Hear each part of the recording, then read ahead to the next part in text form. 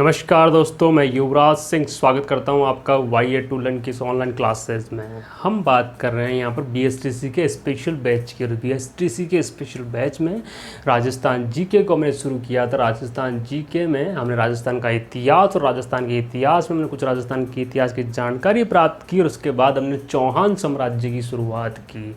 राजपूतों की उत्पत्ति के बाद हमने चौहान साम्राज्य की शुरुआत की पिछली क्लास में। और चौहान साम्राज्य में हमने देखा कि वासुदेव चौहान ने चौहान साम्राज्य के यानी शाकंभरी चौहान साम्राज्य की स्थापना की। और इन्हीं वासुदेव चौहान को शाकंभरी के चौहानों का मूल पुरुष भी कहा गया। उसके बाद हमने अर्णोराज तक का समय पढ़ा। अर्णोराज जिनके द्वारा आना सागर झील का निर्माण किया गया। तो अब आगे हम अर्णोराज के बाद का समय पढ़ते हैं शाकंभरी के चौहान वंश में। तो अर्णोराज की मृत्यु हो गई 1155 ईस्वी में। यहाँ पर हम ये भी कह सकते हैं कि अर्णोराज के अगर पुत्रों की बात करें तो अर्णोराज के बड़े पुत्र का नाम था जगदेव। क्या नाम था?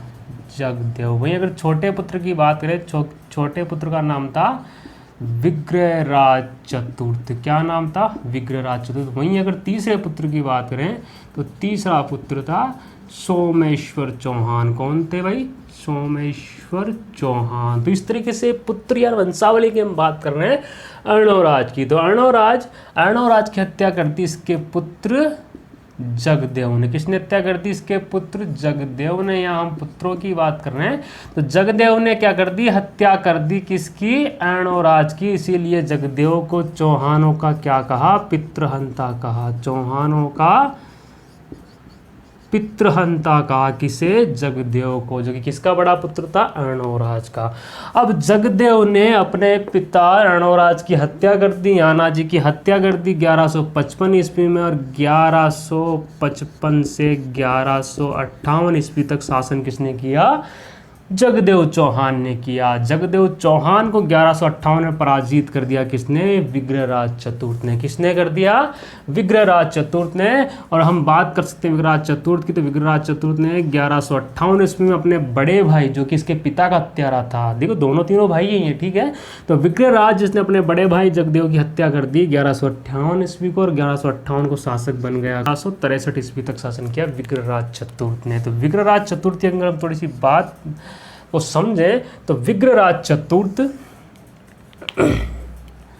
जिन्हें बिसल देव के नाम से जाना जाता है। किस नाम से जाना जाता है? बिसल देव के नाम से। बिसल देव के नाम से इन्हें जाना जाता है। किन्हें?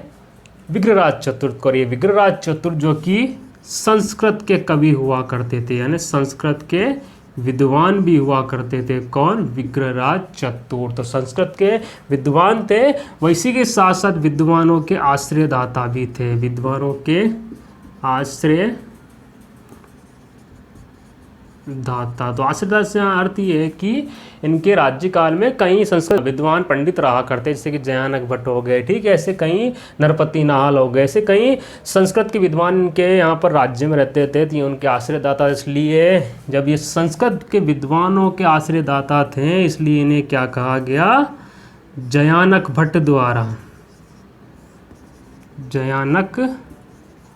भट्ट द्वारा कवि बांधव की उपाधि दी गई। किसके द्वारा दी गई? जयानक भट्ट द्वारा दी गई। क्यों दी गई? क्योंकि विद्वानों के आश्रयदाता थे। कौन? विग्रहराज चतुर्थ। इसलिए जयानक भट्ट ने इन्हें एक उपाधि दी। वो उपाधि थी कवि बांधव की उपाधि थी, जो किसने दी? जयानक भट्ट ने दी। और जब हमने यहाँ बात की कि कई विद्वानों के आश्रयदाता हुआ करते थे, तो यहाँ पर एक विद्वान हुआ करते थे सोमदेव। कौन हुआ करते थे? सोमदेव। तो सोमदेव ने एक पुस्तक रची और उस पुस्तक का नाम था ललित विग्रहराज। क्या नाम था? ललित विग्रहराज। जो भी विग्रहराज की जीवनी पर आधारित एक पुस्तक थी। और यही बिसल देव थे, यही विग्रहराज चतुर्थ थे, जिनके द्वारा बिसलपुर, जो टोंक डिस्ट्रिक्ट की एक कस्बा है बिसलपुर नगर बसाकर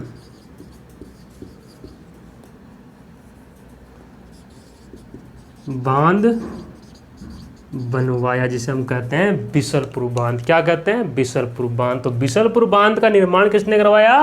विग्रहराज चतुर्थ यानी बिसल देव ने करवाया। वहीं अगर आगे हम बात करें तो बिसलपुर नगर बसाकर बिसलपुर बांध का निर्माण भी इन्हीं के द्वारा करवाया गया। किनके द्वारा? विग्रहराज चतुर्थ यानी बिसल देव के नाम से जाना जाते थे, विग्रहराज चतुर्थ। और यही विग्रहराज चतुर्थ जिनके द्वारा, थोड़ा हम इस साइड लिख लेते हैं,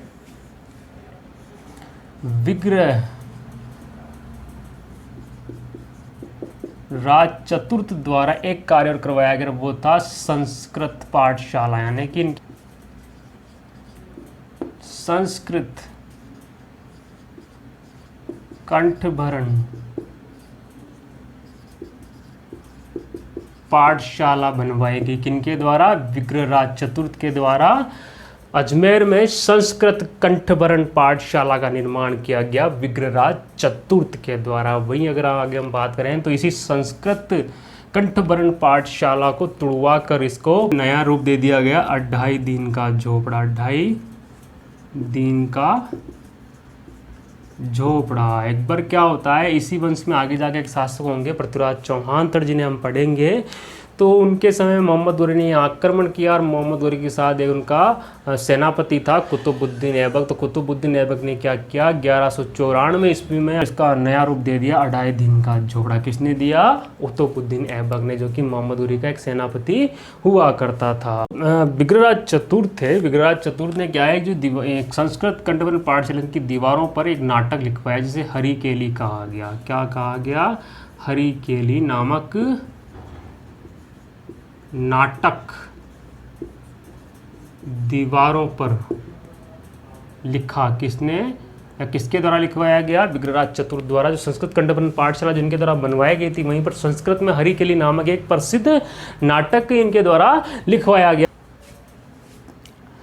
तो विग्रहराज चतुर्थ जिनके ऊपर एक पुस्तक लिखी गई बिसल देव रासो। क्या लिखी गई? बिसल देव रासो। और बिसल देव रासो के जो लेखक थे वो थे कौन? नरपति नाल। कौन थे? नरपति नाल, जिनके द्वारा एक पुस्तक लिखी गई, एक ग्रंथ लिखा गया बिसल देव रासो, जो रासो साहित्य के अंतर्गत आता है। तो बिसल देव रासो जो कि नरपति नाल द्वारा लिखा गया, जिसमें विग्रहराज चतुर्थ की जीवनी से संबंधित कुछ घटना है इसमें। इस पुस्तक के अनुसार इस समय तत्कालीन शासक हुआ करते थे परमार राजा भोज। परमार भोज। तो परमार भोज की एक पुत्री हुआ करती थी, पुत्री का नाम था राजमती। क्या नाम था? राजमती। तो बिसल देव और राजमती के मध्य क्या था? प्रेम था। क्या था? प्रेम था। तो इस बात की हमें सूचना कहाँ से मिलती है? बिसल देव रासो से। अब हमने जैसे बात की विग्रहराज चतुर्थ की, तो विग्रहराज चतुर्थ जिसके थे 2 पुत्र। कितने पुत्र थे? 2 पुत्र। तो हम यहाँ लिख लेते हैं विग्रहराज। विग्रहराज के बाद में इसका बड़ा पुत्र शासक बन गया। 2 पुत्रों में से इसका बड़ा पुत्र था अपर गांगे। कौन था? अपर गांगे। और अपर गांगे के बाद में शासक बना छोटा पुत्र पृथ्वीराज चौहान सेकंड। पृथ्वीराज सेकंड ये बना अगला शासक। तो इस तरीके से विग्रहराज चतुर्थ की 1163 में मृत्यु हो गई। उसके बाद में अपर गांगे शासक बना। अपर गांगे के बाद में अपर गांगे छोटा भाई पृथ्वीराज सेकंड शासक बना। ये दोनों पुत्र किसके थे? विग्रहराज चतुर्थ के। पृथ्वीराज सेकंड की मृत्यु हो गई। अब यहाँ पृथ्वीराज सेकंड की मृत्यु होगी तो पृथ्वीराज सेकंड के क्या था? कहा जाता है कि ये निसंतान था। कौन था? ये निसंतान हुआ करता था। कौन? पृथ्वीराज सेकंड। पृथ्वीराज चौहान सेकंड निसंतान था। तो यहाँ पर विग्रहराज चतुर्थ का एक छोटा भाई हुआ करता था, जो हमने देखा भी था उस समय कि अर्णवराज के कितने पुत्र थे? 3 पुत्र थे, जगदेव, विग्रहराज चतुर्थ और सोमेश्वर। कौन थे? सोमेश्वर चौहान। हम अंत समय तक आ रहे हैं, हम शाकंभरी के अंत समय तक पहुंच रहे हैं। ठीक है, तो सोमेश्वर चौहान और सोमेश्वर चौहान शासक बन जाता है, क्योंकि जब पृथ्वीराज से के निसंतान थे तो शासक कौन बन गया? पृथ्वीराज के चाचा शासक बन गए। कौन बन गए? चाचा शासक बनने। और चाचा कौन थे? सोमेश्वर चौहान। सोमेश्वर चौहान बन जाते हैं अगले शासक। और सोमेश्वर चौहान ने शासन किया 1177 ईस्वी तक। कब किया? 1177 ईस्वी तक शासन किया। लिख देता हूँ मैं यहाँ तक शासन किया। किसने किया? सोमेश्वर चौहान ने। सोमेश्वर चौहान जिनकी पत्नी का नाम था कपूरी देवी। क्या नाम था? कपूरी देवी। अब कपूरी देवी पुत्री किसकी थी? तो यहाँ पर हम लिख लेंगे डॉटर ऑफ, ये पुत्री हुआ करती थी अनंगपाल तोमर की।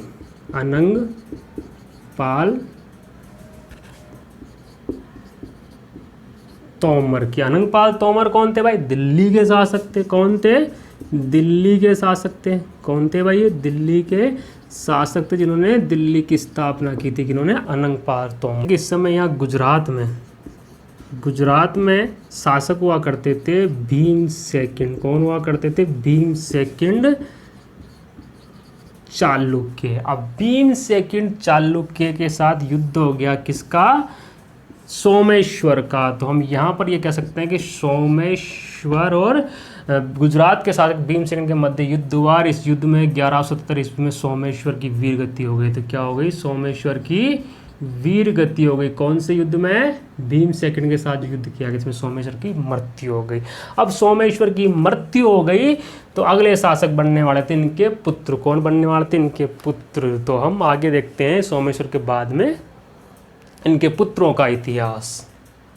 अब जैसे कि हम बात कर रहे हैं सोमेश्वर के पुत्रों के बारे में, तो सोमेश्वर के होते हैं दो पुत्र, सोमेश्वर प्लस कपूरी देवी। तो सोमेश्वर और कपूरी देवी के हैं दो पुत्र। भाई कितने पुत्र बताए गए हैं? दो पुत्र जिनका इतिहास में जिक्र है। ठीक है, दो पुत्र में बड़ा पुत्र तो कौन है? पृथ्वीराज चौहान थर्ड। वही छोटा पुत्र है हरिराज। कौन है? हरिराज। तो शासक कौन बन गए 1170 ईस्वी में? पृथ्वीराज थर्ड जो कि बड़े पुत्र थे सोमेश्वर के, वो शासक बन गए। 1177 से 1192 ईस्वी तक इन्होंने क्या किया? अजमेर पर शासन किया। किन्होंने? पृथ्वीराज थर्ड ने। तो अब हम जो बात करने वाले हैं वो बात करने वाले हैं पृथ्वीराज थर्ड के बारे में। तो पृथ्वीराज थर्ड के बारे में हम बात करेंगे। सोमेश्वर के बाद जो शासक बने पृथ्वीराज चौहान थर्ड। पृथ्वीराज चौहान थर्ड की कुछ महत्वपूर्ण उपाधियां भी थी जिसे हम इस तरह देख लेंगे। एक तो थी दलपुंगल। कौन सी उपाधि थी? दलपुंगल। तो दलपुंगल जिसका अर्थ होता है विश्व विजेता। क्या होता है? विश्व विजेता। वही दूसरी जो उपाधि थी पृथ्वीराज चौहान थर्ड की वो थी राय पिथौरा। क्या थी? राय पिथौरा। अब राय पिथौरा क्यों कहा गया इन्हें? राय पिथौरा कहा गया दुर्गों का विजेता होने के कारण। दुर्गों का विजेता। तो दलपुंगल तो क्यों कहा गया? विश्व विजेता। और राय पिथौरा क्यों कहा गया? दुर्गों का विजेता। और इन्हीं पृथ्वीराज चौहान थर्ड के द्वारा दिल्ली में पिथौरागढ़ बनवाया गया। पिथौरागढ़ बनवाया गया। किनके द्वारा? इनके द्वारा, यानी पृथ्वीराज थर्ड के बाद दिल्ली में पिथौरागढ़ दुर्ग एक बनवाया गया। तो पृथ्वीराज चौहान थर्ड जो कि शासक बने सोमेश्वर की मृत्यु के बाद। पृथ्वीराज चौहान जिनकी अगर हम बात कर रहे हैं तो पृथ्वीराज चौहान के नाना यानी कि अनंगपाल तोमर। तो अनंगपाल तोमर जो सोमेश्वर जी के ससुर जी या हम कह सकते हैं पृथ्वीराज चौहान थर्ड के नाना हुआ करते। उनके कोई पुत्र नहीं था। जब पुत्र नहीं था उन्होंने अपने नाते नवाजे पृथ्वीराज चौहान थर्ड के नाम दिल्ली कर दिया। यानी कि दिल्ली तक साम्राज्य किसका चला गया? पृथ्वीराज चौहान थर्ड का चला गया। तो दिल्ली तक अपने राज्य को पहुंचाया किसने? पृथ्वीराज चौहान। तो सबसे बड़ा साम्राज्य हो गया चौहानों का। अजमेर से लेकर दिल्ली तक का साम्राज्य हो गया पृथ्वीराज चौहान थर्ड के समय। ठीक है, तो ये बात हमारे लिए कंफर्म हो गई। वही हम थोड़ा आगे बात करें तो पृथ्वीराज चौहान जिस समय वहाँ शासक हुआ करते थे अजमेर के, उस समय कन्नौज पर शासक होता था गढ़वालों का। हम कन्नौज पर गढ़वालों का शासन था। अब गढ़वाल में शासक कौन थे? यहाँ पर जयचंद गढ़वाल। कौन थे? जयचंद गढ़वाल यहाँ के क्या थे? शासक हुआ करते थे। अब कुछ इतिहासकारों की बात माने तो जयचंद गढ़वाल जो कि इनके मौसेरे भाई हुआ करते थे। किनके थे मौसेरे भाई? पृथ्वीराज चौहान थर्ड के क्या थे? मौसेरे भाई हुआ करते थे। अब भाई ये सारी जानकारी हमें कहाँ से मिलती है? सारी जानकारी हमें इतिहास से मिलती है, कुछ साहित्य से मिलती है। तो कुछ साहित्य हम देख लेते हैं। तो यहाँ पर साहित्य को हम इस तरह समझ लेते हैं कि एक साहित्य जिनके बारे में पृथ्वीराज रासो, एक साहित्य है पृथ्वीराज रासो। तो पृथ्वीराज रासो जिसके लेखक हैं चंदवरदाई। कौन है? चंदवरदाई, ठीक है। वहीं दूसरा है पृथ्वीराज विजय। कौन है? पृथ्वी, जो लिखा गया था जयानक द्वारा। तो इन दोनों से पृथ्वीराज की जीवनी पर, पृथ्वीराज की जीवनी पर आधारित, यानी पृथ्वीराज की जीवनी पर आधारित है दोनों रासो साहित्य या दोनों ग्रंथ, जिससे हमें इन सब बातों का पता चलता है। तो पृथ्वीराज रासो के अनुसार ये जयचंद गढ़वाल इनका मौसेरा भाई हुआ करता था। किनका? पृथ्वीराज चौहान थड़ का। अब पृथ्वीराज चौहान थड़ के और जयचंद गढ़वाल के मध्य कुछ मतभेद हुए। उस मतभेद का कारण भी पृथ्वीराज रासो की अगर बात माने तो एक बात और थी कि यहाँ पर जयचंद गढ़वाल की एक पुत्री हुआ करती थी, जिनका नाम था संयोगिता। क्या नाम था? संयोगिता। अब संयोगिता जो कि प्रेम करती थी किनसे? चौहान थड़ से। किससे प्रेम करती थी ये? चौहान थड़ से। चौहान थड़ से क्या करती थी ये? प्रेम करती थी। कौन? संयोगिता, जो कि पुत्री किसकी थी? जयचंद गढ़वाल की। अब यहाँ पर चौहान थड़ और संयोगिता के मध्य जब प्रेम की बात किसे पता चली, जयचंद गढ़वाल को, जयचंद गढ़वाल ने विवाह से इनकार कर दिया और यहाँ पर संयोगिता का स्वयंवर आगाह कर दिया, यानी संयोगिता का स्वयंवर घोषित कर दिया। और इस स्वयंवर में पृथ्वीराज चौहान थड़ को इनवाइट नहीं किया, यानी उसकी सरासर बेइज्जती कर दी गई। बेइज्जती के लिए इसने क्या किया कि पृथ्वीराज चौहान थड़ को इनवाइट तो नहीं किया, जो नहीं किया, इसके अलावा इसने क्या किया, स्वयंवर में जब एंट्रेंस था उस एंट्रेंस के द्वार पर पृथ्वीराज चौहान की एक पत्थर की मूर्ति बनाकर द्वारपाल के रूप में खड़ी कर दी, जिससे चौहान थड़ की बेइज्जती हो जाए। ठीक है।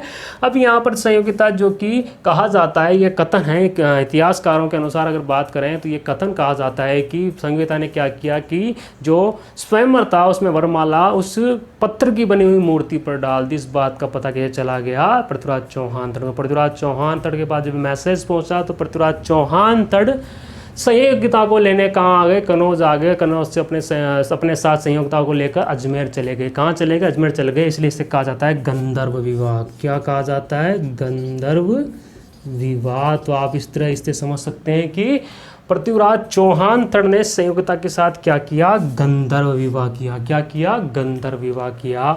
अब यहाँ पर उस समय पृथ्वीराज चौहान थड़ काफ़ी शक्तिशाली शासक होते थे, तो यहाँ पर जयचंद गढ़वाल की उससे लड़ने की हिम्मत बिल्कुल भी नहीं थी। अब इसी समय एक मुस्लिम आक्रांता हुआ करते थे जिनका नाम है मोहम्मद गोरी। कौन? मोहम्मद गोरी। तो इस समय मोहम्मद गोरी लक्ष्य था भारत को जीतना। अब भारत पर आक्रमण करने को तैयार थे। कौन? मोहम्मद गोरी। तो मोहम्मद गोरी या महमूद गोरी से हम कर देंगे, तो मोहम्मद गोरी ने क्या किया? आक्रमण कर दिया भारत पर। और आक्रमण जब इन्हें पता चला कि अजमेर से लेकर दिल्ली तक का शासन किसके अंतर्गत है? पृथ्वीराज चौहान थड़ के अंतर्गत। इन्होंने क्या किया? जयचंद गढ़वाल को अपनी ओर मिला लिया। जयचंद गढ़वाल को अपनी ओर मिला लिया। यहीं पर कुछ साहित्यकार ये भी कहते हैं, कुछ इतिहासकारों का यही मानना है कि जयचंद गढ़वाल ने अपनी उस हार का, उस बेइज्जती का बदला लेने, जो संयोगिता से गंधर्व विवाह किया चौहान थड़ ने, तो उस हार का, उस पराजय का, उस अपमान का बदला लेने के लिए इसने क्या किया कि मोहम्मद गोरी को इनवाइट किया, आमंत्रित किया। कहाँ पर? भारत पर, कि तू चौहान साम्राज्य पर आक्रमण कर। ठीक है। तो इस तरीके से जयचंद के कहने पर गोरी ने कहाँ अटैक किया? भारत पर, यानी कि चौहान साम्राज्य पर अटैक किया। चौहान साम्राज्य पर अटैक किया तो कहा जाता है कि मोहम्मद गोरी ने कई बार आक्रमण किया, लेकिन फिर भी मोहम्मद गोरी को जीत हासिल नहीं हो पाए। लेकिन दो महत्वपूर्ण युद्ध जो कि मोहम्मद गोरी और पृथ्वीराज चौहान थड़ के मध्य रहे, तो दोनों महत्वपूर्ण युद्धों को हम देख लेते हैं। कुछ महत्वपूर्ण युद्ध, जैसे एक तो था 1191 ईस्वी का तराइन का युद्ध। तराइन का प्रथम युद्ध। तराइन का प्रथम युद्ध। इस तराइन के प्रथम युद्ध में जो अहम भूमिका निभा रहे थे वो कौन थे? एक तरफ तो गोरी भाई प्लस दूसरी तरफ थे सामने चौहान थड़। कौन थे? चौहान थड़ थे। तो चौहान थड़ इस युद्ध में जीत गए और गोरी हार गए। यानी तराइन का जो प्रथम युद्ध था 1191 वाला, उसमें तो चौहान थड़ जीत गए और गोरी हार गया। क्या हो गया? हार गया। किसकी हार हो गई? गोरी की हार हो गई। वहीं अगर हम बात करें तो 1192 इसमें फिर दोबारा फिर युद्ध किया, जिसे कहा गया तराइन का द्वितीय युद्ध। तराइन का सेकंड युद्ध। इस सेकंड युद्ध में जो जिनका आमना सामना हुआ वो दोनों सेना थी, एक तो तरफ गौरी की सेना या गौरी हुआ करता था, वहीं सामने थे चौहान थड़। कौन थे? चौहान थड़ थे। तो इस बार चौहान थड़ हार गए और गौरी जीत गया। कौन जीत गया? गौरी जीत गया। और गौरी जीत कर अपने साथ पृथ्वीराज चौहान थड़ को कहाँ ले गया?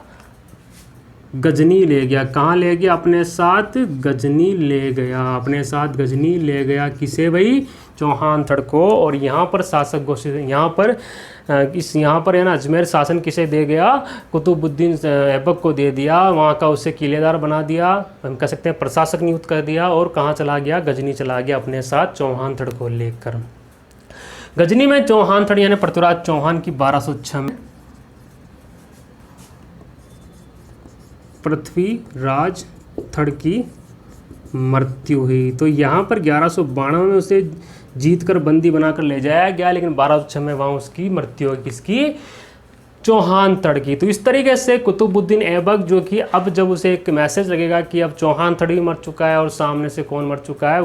गौरी मर चुका है, तो उसने क्या किया? अपने आप को स्वतंत्र घोषित कर दिया और अपने खुद की एक गुलाम वंश की स्थापना कर दी उसने, कुतुबुद्दीन ऐबक ने। तो उन्हीं कुतुबुद्दीन ऐबक जिस समय हम कह सकते हैं कि यहाँ पर गौरी ने आक्रमण किया, ये क्वेश्चन पूछा भी जा सकता है आपसे, जो अगली हम बात करने वाले हैं कि मोहम्मद गौरी ने जब भारत पर यानी चौहान साम्राज्य पर आक्रमण किया, उसमें दिल्ली का प्रशासक कौन था? तो हम कह सकते हैं उस समय दिल्ली जो थी वो किसके अंडर में थी? गोविंदराज चौहान के। किसके अंडर में थी? गोविंदराज चौहान। गोविंदराज चौहान जो कि क्या था? दिल्ली का प्रशासक था। क्या था? दिल्ली का प्रशासक था। कौन? गोविंदराज चौहान। गोविंदराज चौहान कौन था? पृथ्वीराज चौहान का पुत्र था। कौन था ये? पृथ्वीराज चौहान का पुत्र। तो ये पूछा भी गया है पहले विगत परीक्षाओं में कि जिस समय मोहम्मद गौरी ने आक्रमण किया था कहाँ? भारत पर, तो उस समय दिल्ली का प्रशासक कौन था? दिल्ली का उस समय शासक कौन था? तो कौन था? गोविंदराज चौहान था। गोविंदराज चौहान का किसका पुत्र था? पृथ्वीराज चौहान थड़ का पुत्र था। तो इसके बाद में हम कह सकते हैं कि अब कुतुबुद्दीन ऐबक ने भी स्वतंत्र अपने आप स्वतंत्र वंश की स्थापना कर दी। वहीं पर गौरी की भी हत्या हो चुकी है और वहीं पर हम कह सकते हैं तो चौहान थड़ की मृत्यु हो चुकी है। तो आगे हम बात करेंगे अब गोविंदराज चौहान को लेकर। तो ये दोस्तों हमने बात की यहाँ पर शाकंभरी के चौहान। तो शाकंभरी के चौहान जिसके अंतिम जो शासक थे वो कौन थे? चौहान थड़ यानी पृथ्वीराज चौहान थड़ थे। जबकि इस वंश की स्थापना किसने की थी? वासुदेव चौहान ने की थी। इस तरीके से हमने शाकंभरी के चौहानों को पढ़ा। आगे हम बात करते हैं रणथंभौर के चौहानों की। जैसा कि हमने देखा था कि पृथ्वीराज चौहान थड़ जिनके पुत्र थे गोविंदराज चौहान थड़ जो कि दिल्ली के प्रशासक हुआ करते थे। अब उन्हीं दिल्ली के प्रशासक पृथ्वीराज चौहान थड़ के पुत्र गोविंदराज चौहान को बाद में कुतुबुद्दीन ऐबक ने क्या कर दिया? हम कह सकते रणथंभौर दुर्ग तक का हिस्सा दे दिया किन्हें? गोविंदराज चौहान थड़ को। और गोविंदराज चौहान ने क्या किया? 1194 ईस्वी में 1194 ईस्वी में गोविंदराज चौहान ने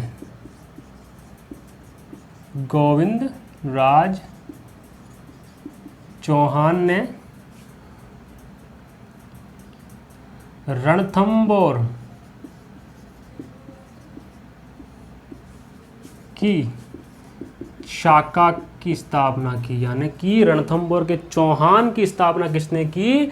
गोविंदराज चौहान ने की। थोड़ा सा मैं ढंग से लिख लेता हूँ इसे, गोविंदराज चौहान। तो गोविंदराज चौहान ने रणथंभौर के चौहानों की स्थापना की 1194 ईस्वी में। और उसके बाद अगर हम आगे बात करें तो इसी वंश के सबसे प्रतापी शासक हुए हमीर देव चौहान। कौन हुए? हमीर देव चौहान, जो कि रणथंभौर के चौहानों में सबसे प्रतापी शासक था हमीर देव चौहान। हमीर देव चौहान का जो समय था वो था 1282 ईस्वी से 1301 ईस्वी, यानी कि 1301 ईस्वी तक शासन किया किन्होंने? हमीर देव चौहान है, जो कि इस वंश के सबसे प्रतापी शासक हुआ करते थे रणथंभौर के चौहानों में। हमीर देव चौहान जिस समय शासक थे उस समय दिल्ली का शासक हुआ करता था जेके बोले तो जलालुद्दीन खिलजी। कौन हुआ करता था? जलालुद्दीन खिलजी। तो जलालुद्दीन खिलजी ने क्या किया? 1291 ईस्वी में रणथंभौर दुर्ग पर आक्रमण किया। कहाँ आक्रमण किया? रणथंभौर दुर्ग पर क्या कर दिया, आक्रमण कर दिया। किसने, जेके ने, यानी जलालुद्दीन खिलजी ने क्या कर दिया, अटैक कर दिया। कहाँ पर, रणथंभौर दुर्ग पर। अब रणथंभौर दुर्ग जो कि इस समय यहाँ के शासक कौन थे, हमीरदेव चौहान थे। तो हमीरदेव चौहान ने क्या किया कि दुर्ग के दरवाजे बंद कर दिए, डट कर मुकाबला किया जलालुद्दीन खिलजी का। जलालुद्दीन खिलजी ने क्या किया कि रणथंभौर दुर्ग के पास एक छोटा दुर्ग हुआ करता था सामने, झाई दुर्ग। कौन सा दुर्ग, झाई दुर्ग। इस झाई दुर्ग को तो जीत लिया, जिसे कहा जाता है रणथंभौर की कुंज। इस झाई दुर्ग को कहा जाता है रणथंभौर झाई दुर्ग को, रणथंभौर की कुंज झाई दुर्ग को कहा जाता है। इस पर अधिकार कर लिया कि इन्होंने, जलालुद्दीन खिलजी ने। लेकिन उन्होंने क्या, रणथंभौर पर अधिकार नहीं कर पाए। जब नहीं कर पाया तो जलालुद्दीन खिलजी वापस लौट गया दिल्ली की ओर। जाते समय इसने कथन कहा कि मैं ऐसे 10 दुर्गों को मुसलमान के एक बाल के बराबर नहीं समझता। ऐसा कहकर वापस लौट गया कौन, जलालुद्दीन खिलजी। तो हम कह सकते हैं कि 1291 के समय हमीरदेव चौहान रणथंभौर की विजय हुई। जलालुद्दीन खिलजी हार कर कहाँ चले गए, वापस दिल्ली लौट गए। लेकिन बाद में एक समय आया 1296 का। तो 1296 में जलालुद्दीन खिलजी जिनके जवाई या जिनके भतीजे अलाउद्दीन खिलजी शासक बन गए। अलाउद्दीन खिलजी 1296 में शासक बना, दिल्ली की गद्दी पर बैठा। कौन, अलाउद्दीन खिलजी। अब अलाउद्दीन खिलजी ने भी टारगेट किया किसे, रणथंभौर दुर्ग को। भाई इसके जो जलालुद्दीन खिलजी हुआ करते थे उनसे तो जीता नहीं गया, तो सोचा कि मैं जीत लूंगा। तो अलाउद्दीन खिलजी ने क्या किया, रणथंभौर पर अटैक कर दिया। और उस समय था 1301 ईस्वी का। तो 1301 ईस्वी में रणथंभौर पर अटैक कर दिया। किसने, अलाउद्दीन खिलजी ने। तो अलाउद्दीन खिलजी ने क्या किया, आक्रमण कर दिया रणथंभौर पर। क्या कर दिया, आक्रमण कर दिया रणथंभौर पर। अब रणथंभौर दुर्ग पर आक्रमण कर दिया, लेकिन यहाँ पर हमीरदेव चौहान ने क्या किया, दुर्ग के दरवाजे बंद कर दिए। और उसके बाद में अगर हम बात करें तो जो दुर्ग के दरवाजे बंद कर दिए, तो अब खिलजी सेना अंदर कैसे जाए, इसलिए क्या था, खिलजी सेना ने झाई दुर्ग पर अपना डेरा जमा लिया। लेकिन बाद में यहीं पर हमीरदेव चौहान के 2 सेनापति हुआ करते थे, रणमल रत्तीपाल। कौन हुआ करते थे, रणमल और रत्तीपाल ने क्या किया, धोखा दिया। किसे धोखा दिया, हमीरदेव चौहान को धोखा दिया। हम ये कह सकते हैं रणमल रत्तीपाल किससे मिल गया, अलाउद्दीन खिलजी से मिल गए। अलाउद्दीन खिलजी से मिलने के बाद इन्होंने क्या था कि रणथंभौर दुर्ग जिसके दरवाजे बंद कर दिए गए थे, उसके मेन दरवाजे बंद कर दिए गए थे, उनके एक खुफिया दरवाजे से अंदरी दरवाजा कहते हैं, उसका रास्ता बताया और वहाँ से अंदर प्रवेश कर गया अलाउद्दीन खिलजी की सेना। और उसके बाद में हमीरदेव चौहान और अलाउद्दीन खिलजी के मध्य युद्ध हुआ। उस युद्ध में हमीरदेव चौहान वीर गति को प्राप्त हुए। क्या हो गए, वीर गति को प्राप्त हो गए। 1301 ईस्वी में क्या हो गया, वीर गति को प्राप्त हो गए 1301 ईस्वी में, क्योंकि अलाउद्दीन खिलजी और हमीरदेव चौहान के मध्य युद्ध हुआ। धोखा दिया रणमल रत्तीपाल, जो कि सेनापति किसके हुआ करते थे, सेनापति हुआ करते थे किसके, हमीरदेव चौहान। किनका धोखा देने के कारण हमीरदेव चौहान युद्ध हार गए, वीरगति को प्राप्त हुए। तो हमीरदेव चौहान की एक पत्नी हुआ करती थी, हमीरदेव चौहान की एक पत्नी हुआ करती थी, उन पत्नी का नाम था रंगदेवी चौहान। पत्नी का नाम था रंगदेवी। तो रंगदेवी ने क्या किया, रंगदेवी और उनकी एक पुत्री भी हुआ करती थी, वह पुत्री भी हुआ करती, जिनका नाम था पद्मला। क्या नाम था, पद्मला। तो रंगदेवी और पुत्री पद्मला दोनों ने क्या किया कि अपने आप को जौहर किया। तो हम यहाँ पर कह सकते हैं कि रंग जो कि रणथंभौर का प्रथम शाखा कहलाया, और हम ये कह सकते हैं राजस्थान का पहला जौहर कहलाया रंगदेवी चौहान का, जो किया गया 1301 ईस्वी में अलाउद्दीन खिलजी ने जब युद्ध में पराजित किया। हम कह सकते हैं कि वीर गति को प्राप्त हो गए कौन, हमीरदेव चौहान और अलाउद्दीन खिलजी के विरुद्ध। हमीरदेव चौहान और अलाउद्दीन खिलजी के मध्य जो रणथंभौर का युद्ध हुआ, इस युद्ध के बारे में हमने जानकारी ली। इसके बाद में जो जौहर किया गया रंगदेवी चौहान के द्वारा, उसकी भी हमने जानकारी प्राप्त की। तो इसी तरीके से हमारे साथ बने रहिए। Thanks for watching.